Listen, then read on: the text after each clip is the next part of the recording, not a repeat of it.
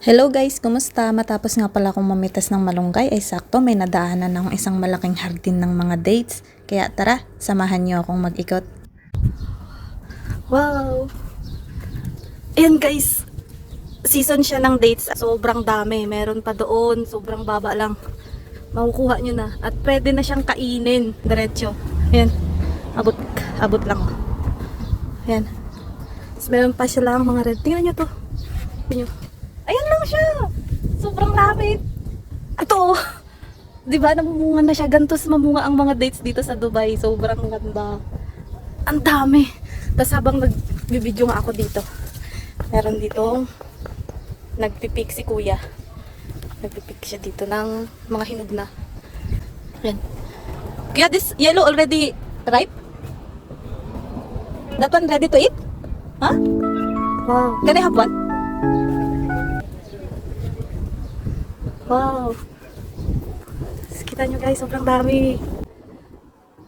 Thank you, syukran. So guys, tignan nyo.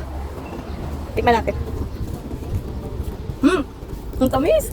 Ang dami, nakakatawa sobra. Ang pao. Ang dami oh. Nakita nyo ba? Sobrang baba lang. Yung pao. Sa baba lang siya. Baba, syukran. Syukran for this. Sobrang dami pa dito. Kita nyo? Yan. Ito, nasa bakuran lang nila to guys. Ito sa farm or sa ano. Yan, nakikita nyo?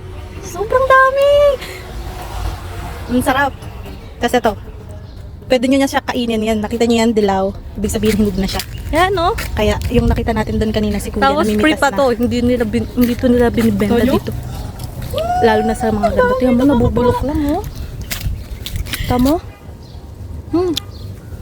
Sobrang tamis niyan. Nakakato.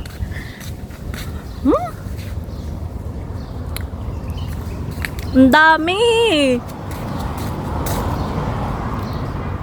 Tanyo? Oh. 'Di ba? Wow. Sobrang yaman nila dito. Kita nyo guys. Ganto sila kaluwang dito sa Dubai. Lahat 'yan papunta doon sa dulo. Lahat 'yan punong-puno ng bunga. Kung sa Pinas, yung bunga ng mga mangga nilalagyan nila ng pangalan dito, libre. Yun lang guys, salamat sa panonood.